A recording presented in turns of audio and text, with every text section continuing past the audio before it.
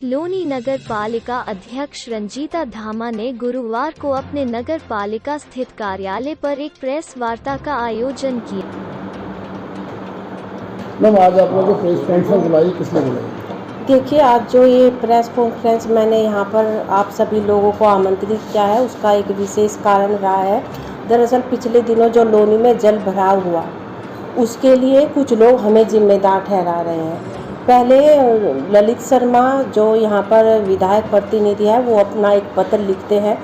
जब यहाँ पर जल निकासी की जो समस्या आई और सफाई से संबंधित जो समस्या आई, तो हमने यहाँ पर सफाई के लिए लायन ग्रुप और कंपनी को नियुक्त किया हुआ है। और जो नालों की सफाई के लिए था, वो हमने जल निगम को 40 लाख रुपए की किस्त हम 30 मई को दे चुके थे।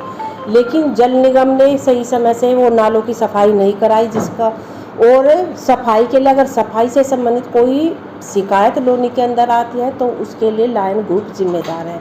क्योंकि हम केवल उन लोगों की मॉनिटरिंग कर सकते हैं, लेकिन वे अपने आप में उनके, मैं कहूँगी कि उनकी खुद की जिम्मेदारी बनती है कि अगर इस तरह की कोई समस्या आती है और शिकायतें आती हैं, तो उनका तुरंत निस्तारण हो।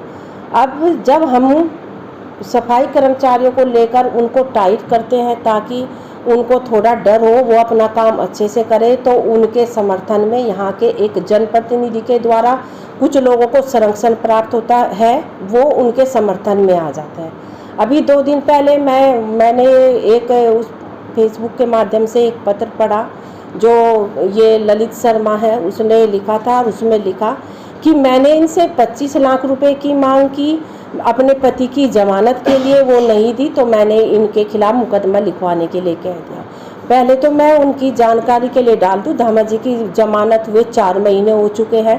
अगर मैंने 25 लाख की मांग की थी, तो ये मुद्दा उन्हें पहले उठाना चाहिए था। 4 महीने पहले वो सो गए थे क्या? अब उन्हें 4 महीने पहले, जब भी हम कुछ करने के लिए जाते हैं, तो उल्टा हमारे ऊपर एलिगेशन लगा दिए जाते हैं। फिर एक भारतीय किसान यूनियन अजगर, जो नई एक संगठन अपने आप को बताते हैं, वो लेटर लेके जिलाधिकारी के पास जाते हैं कि चेयरमैन ने वहाँ पर साजिश के तहत ये जल भराव कराया, वहाँ पर दीवार करवा दी गई, और जब विधायक ने संज्ञान लिया तो वो दीवार तोड़वा दी गई। इस तरह का आरोप उन्होंने अपने पत्र के माध्यम से मेरे ऊपर लगाया और वो जिलाधिकारी को दिया। मैं उन लोगों को के संज्ञान में लाना चाहती हूँ कि अज्ञानता बस इस तरह की वो बातें ना करें। वो दीवार मैंने नहीं लगवाई थी, वो दीवार जल निगम के जो अधिकारी थे, उन लोगों ने नाले की सफाई के लिए लगवाई थी। जब मैंने उनसे इस विषय में बात की कि आप लोगों ने कोई दीवार लगवाई थी क्या, तो उन्होंने मुझे बताया के लिए पानी का रोकना जरूरी था। अगर पानी नहीं रोकते तो प्रॉपर तली पाट जो नालों की सफाई थी सीवर की, वो नहीं हो पाती, और सफाई कराने के बाद वो दीवार उन्होंने हटवा दी। वो दीवार जल निगम ने लगवाई थी। एक तरफ ये भारतीय किसान यूनियन अजगर, जो नई, मैं कहूँगी कि एक नया संगठन तैयार हुआ है, ये कोई किसानों के हितों की लड़ाई नहीं लड़ता है। अगर ये किसानों के हितों की लड़ाई लड़ते, तो जो भारतीय किसान यूनियन अम्बावता था, ये उसी में बने रहते।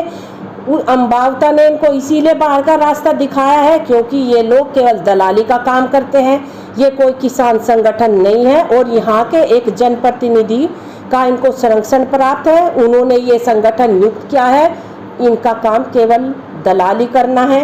ये बात किसानों की करते हैं। इनसे, इनके जरा एक बार आप पता करना इनसे कि फरद में, खसरा खतौनी में इनके क्या क्या, कितनी भूमि इनके नाम दर्ज है, कैसे 5-5 बीघे के किसान भी है क्या? मैं भी एक किसान की बेटी हूँ, मेरे भाई, आज भी मेरा पूरा परिवार है मायके में प्रॉपर खेती पर निर्भर है, खेती होती है। मुझे किसानों का पता है कि क्या क्या उनकी समस्या होती है, कैसे गन्ना बोया जाता है, कैसे गेहूं की फसल तैयार होती है। लेकिन ये चंद लोग लोगों को गुमराह करते हैं। एक तरफ ये किसानों की आवाज़ उठाने की बात करते हैं, कहते हैं कि किसानों को उनका हक नहीं मिल रहा है, किसान पीड़ित है, त्रस्त है, उनकी लड़ाई सरकार से है। दूसरी तरफ वे सरकार के ही एक जनप्रतिनिधि के संरक्षण में वही उनको नियुक्ति देते हैं, उन्हीं के संरक्षण में ये संगठन चलता है। ये केवल किसानों को गुमराह करते हैं और आए दिन अनाप शनाप इस तरह के जो लेटर जारी करते हैं। अगर इनको लड़ाई लड़नी तो किसानों के हित की बात क्यों नहीं करते? ये बार बार चेयरमैन को क्यों घेरा जाता है?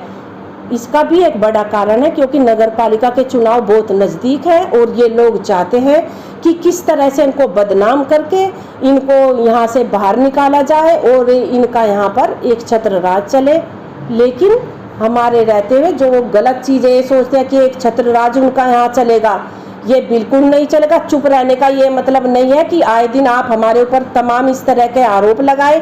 पहले अच्छे से जानकारी एकत्रित करें और तब इस तरह के आरोप हमारे ऊपर लगाएं।